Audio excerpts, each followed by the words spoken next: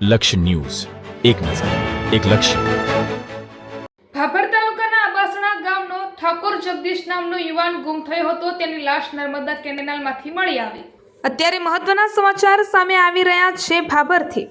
ભાભર તાલુકાના આબાસણા ગામનો જગદીશ ઠાકોર નામનો યુવાન ગુમ થયાની ફરિયાદ ભાભર પોલીસ સ્ટેશનમાં નોંધાણી હતી. ત્યારે આજરોજ ભાભરના ઇન્દરવા પાસે કેનાલમાંથી લાશ મળી આવતા ચકચકાર મચી જવા પામી છે. હત્યા કે આત્મહત્યા એવું લોકમુખે ચર્ચાઈ રહ્યું છે. આબાસણા ગામનો એક યુવક 5 તારીખે ગાયબ થતાં ભાભર પોલીસ મથકમાં 7 તારીખે અરજી આપવામાં આવી હતી.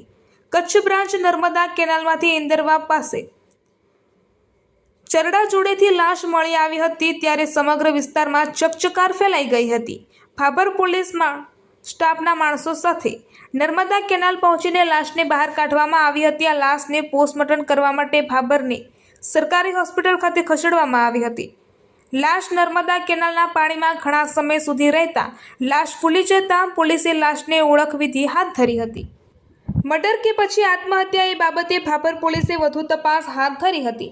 વહેલી સવારે નર્મદા કેનાલમાંથી લાશ તરતી મળી આવતા ભાભર પીઆઈ સહિત ભાભર પોલીસ સ્ટાફના માણસો ઘટના સ્થળે પહોંચ્યા હતા.